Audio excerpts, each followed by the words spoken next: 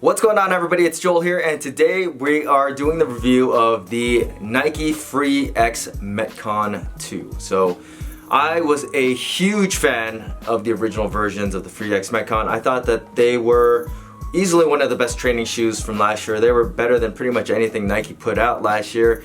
Nike Metcon 4s were really good. The Flyknit 2s were okay, but the FreeXMetcons, they were just so good because you could use them for anything. I mean, they're good for running, they're good for lifting. Obviously not the best for lifting, but still, I was still putting up numbers close to what I would normally put up in my Metcon 4s. So they were extremely stable shoes, they were extremely comfortable shoes, they were flexible, and they really looked cool. I mean, they had probably the best styling of any training shoe within the last 5 years, easily. So Nike really had a hard act to follow with the FreeXMetcon 2s. There are a few differences. It is the second generation shoe, and there's not going to be a redesign until next year when the Nike FreeXMetcon 3s come out. And that's even if Nike continues to make the FreeXMetcons, which I think they will because they're really popular shoes. But this is just going to be an evolution of the original design. But there are some key differences that we're going to go over in this video about the FreeXMetcon 2s and whether or not they are as good as the original shoes are. So first off, the upper, the looks, the design of this shoe. For the most part, the silhouette is the exact same thing. There are a few things that they moved around in the upper of the shoe. The most noticeable thing is the TPU clip that ran around the ankle collar of the shoe has been moved down to the midfoot of the shoe, so it's kind of like your lateral and medial strap. There's no fly wire on this shoe. It just laces through that TPU part right in the middle of the shoe. So that's probably the biggest change, or the most controversial change about this shoe, because people don't like the way that it looks now because of that. And I do agree that this shoe does not look as good as the originals do, but it does fit better for certain people, or it will fit better for certain people. I never really had that many issues with the way that the originals fit, so I can't really complain that much. But then these ones do fit a lot more secure around the heel. But that does come at a cost because they are also more narrow. So if we take a look at this new heel cup design. So first off, right at the back part, the Achilles area that a lot of people actually already complained about with the original Nike FreeXMetcon 1s is now a stiffer, more dense material that has more cushioning, but it's also turned in more. So people would complain that that would rub the back of their Achilles raw. I never really had that issue, but if that was you, these are gonna mess you up even more than the original ones did. The second thing is that this part right here, which is that Achilles area, is like a cup for your heel. So it extends all the way into like the middle part of the shoe. You can see that right there with the camera, but I'll get a shot of that. But it goes all the way into like the middle part of the shoe, right about here, and then also on the other side. And on my right foot, which has a kind of collapsed arch, that part rubs. And it rubs on both sides. I'm not the only one that's dealt with this. I've talked to Obese to Beast John. He said the same thing. His rubs on the outside of his foot, actually gave him a bruise. And that's not good. If you have wide feet or if you have flat feet, that's going to be very problematic for you. Whereas on the original FreeXMetcons, I thought they accommodated a wide variety of feet because of how spacious they were inside. Going back to the heel area of the shoe, there is a TPU heel counter that is pretty tough. It goes all the way down, and then it does connect to that TPU strap in the middle of the shoe. That's really nice as well, but all of that in this area on the sides of the shoe, that's what bunches up, and that's what creates pressure on the insides and outsides of your shoe. So wide footers, beware. Otherwise, the upper, for the most part, is kind of like the same. You still have that like neoprene-ish like material that goes around the ankle collar. Once again, the ankle collar is definitely more secure on this shoe. The toe box is the same kind of like TPU yarn that they used on the original FreeXMetcons, which is durable, it's breathable, it's flexible, the toe box moves extremely well on these shoes. There is a swoosh on the toe box on top, and then the other swoosh is on the back of the shoe. There's no big swoosh around the side of the shoe like other Nike products. In the Nike news article about these shoes, they say the midsole is more dense this time around, and I don't think it's actually more dense. It feels kind of the same. I think they actually just reduce the amount of midsole there is. So the first thing that I thought of when I put these shoes on was that they felt low or lower to the ground than the original ones did. And if you kind of just stack them up side by side, you can see that the flex grooves on the FreeXMetcon 2s are a little bit shorter than they are on the FreeXMetcon 1s. The overall height of these shoes, when you put them next to each other, the FreeXMetcon 2s are just a tiny bit shorter. Another thing that makes me think that they just decreased the height of the shoe is that the little tri-stars on the bottom of the shoe, where there are like little cutouts so your feet will splay a little bit better, are a lot more shallow on the FreeXMetcon 2s than they are on the FreeXMetcon 1s. Otherwise, the outsole design is pretty much the same exact thing. There are more tri-stars on the FreeXMetcon 2s. There are different shaped rubber pods for durability on the FreeXMetcon 2 in high wear areas. So you have the toe cap ones, and then you have some strewn throughout the forefoot of the shoe. And then the plate in the middle of the shoe that's there for stability and durability reasons for rope climbs has a slightly different tread pattern. There are more grooves on the original one than there are on the new one.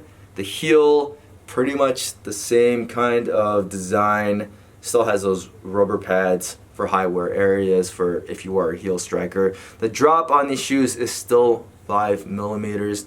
The insole is anatomical, it is also removable as well. And finally, the last difference with the FreeXMetcon 1s and 2s is the 2s do not have the little heel clip for doing handstand push-ups, but that's not really a big deal to me because like pretty much all the other Nike shoes, I never felt like it did anything in the first place, but that's gone. Oddly enough, even though there is no drop-in midsole inside this shoe, it's just a standard midsole, they squeak. So if you hated that on your normal Metcons, that might bug you here. And the squeaking comes from this TPU part right here.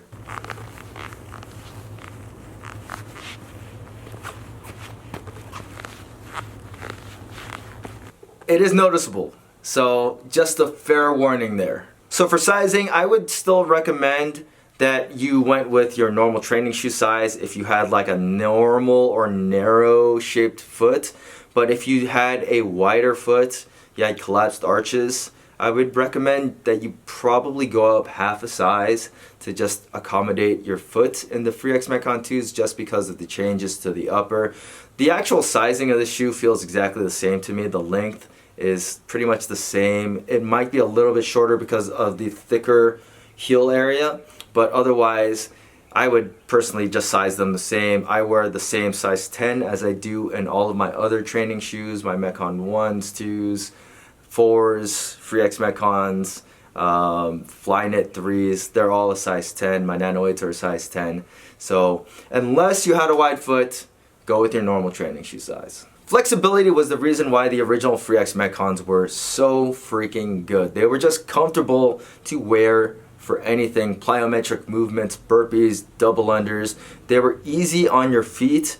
They never got uncomfortable. You could take them for long runs, you could take them for short runs. They were just really, really comfortable to wear. And I have to say, all of those things carry over to the FreeXMetcon 2s, even though there is a denser midsole material in the FreeXMetcon 2s.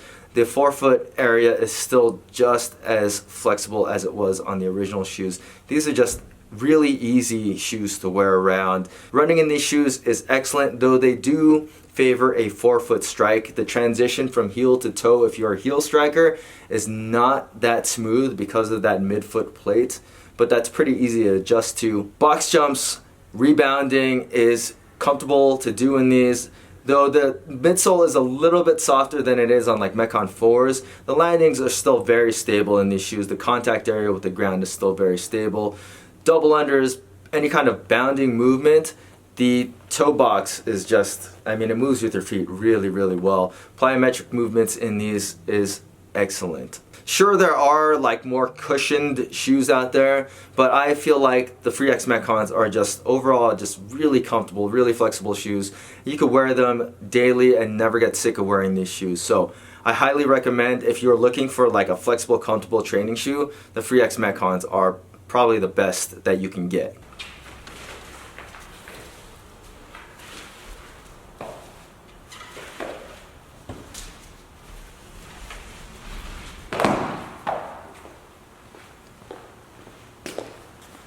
For rope climbs, they're actually better than the original ones. Traction was always really good on the original ones. Going up the rope was no problem. Coming down the rope was where you would run into problems. These ones, since they fit a lot better around the ankle collar, they don't actually come off your feet like the first ones did when you come down the rope when you're doing rope climbs. So that's a huge plus. They're not the best because they still have the want to come off your feet, but they stay on a little bit better than the original ones did. So, yes, they're better. Are they the best? No, I would use other shoes for rope climbs if that was your thing. Some people complained about the stability of the original FreeXMetcons, but you know, I never really had an issue with lifting things in those shoes. They're admittedly not the best shoe to do Olympic weightlifting movements in. You could do better like with the Nike Metcon 4s or just like a pair of oldie shoes, but I never really had an issue doing any of my oldie lifts. If you're doing any kind of powerlifting movements, the midsole structure of the FreeXMetcons is going to be just fine. The power delivery response, there's really no cushiness to this midsole. It's extremely responsive. Where you're losing out on stability is really just because the shoes are so flexible. They let your feet move around a little bit more than like the normal Metcon 4s do or oldie shoes would. But I mean, that's the trade-off that you're gonna make by having such a flexible and comfortable shoe. If you're looking to do more slower lifts in these shoes like deadlifts and squats, I think that they're just fine. If you get hunkered down, you can get your feet planted. These shoes are excellent. I mean, they would not be my first choice to deadlift with because they're a little bit taller. I would still pick something like Nanos to do deadlifts with over these shoes because they're just a little bit closer to the ground. But for squatting, I thought the power delivery on the FreeXMetcon 2s was as good as it was, maybe a little bit better than it was on the FreeXMetcon 1s. These are extremely responsive shoes, so you don't have to worry about any cushioning getting in the way of any of your lifts. Like I said, for Olympic weightlifting movements, the dynamic lifts where you have to worry about stability in the landing, they're probably not the best shoe, but they will suffice. Any WOD weight that you're gonna run into, the FreeXMetcons are gonna handle without any problems. And if you're going for like 1 rep maxes for like your snatch or your clean and jerk, I would probably switch out to like Olympic weightlifting shoes, maybe have your Metcon 4s around as well. Because yeah, the FreeXMetcon 2s are still, even though they are better than the original ones because the foot containment is a little bit better around the ankle area of the shoe, they're still not gonna be the absolute best you're gonna get for Olympic weightlifting movements, but they're still gonna be very good. So one of the best things about this shoe is that it retails for 10 bucks less than the Metcon 4. The price of the 2s is exactly the same as the FreeXMetcon 1s, but nowadays you can get the originals on sale at a really, really good price. Sometimes, I mean, they go as low as like 50 bucks, but normally around 70 bucks. For that price, those are an excellent pickup. Probably one of the best training shoes still. So if you have a pair of FreeXMetcon 1s and you like them, you have no issues with them, I would probably just stick with them and just skip over these shoes. There are just other compelling shoes to get this year, like the Metcon 5s, which are gonna have a full redesign. Nano 9s are gonna have a full redesign. So those are probably gonna be the more interesting picks. And even right now, like I said, the Metcon Sports are one of my favorite shoes right now. I really like these shoes. If you don't mind the way that they look, I highly recommend that you pick these up. The review's coming sometime next week. But that's not taking anything away from the FreeXMetcon 2s. These are still some of the best training shoes. Just the upgrade probably isn't worth it this time around, especially if you had a wider foot. If you guys have any questions about the FreeXMetcon 2s, feel free to leave them in the comment section. I have a full detailed written review on my blog, asmanyreviews.com. Make sure that you check that out. And if you aren't already subscribed, make sure you hit that subscribe button. Like this video because it helps me out a lot. And thanks for watching, guys.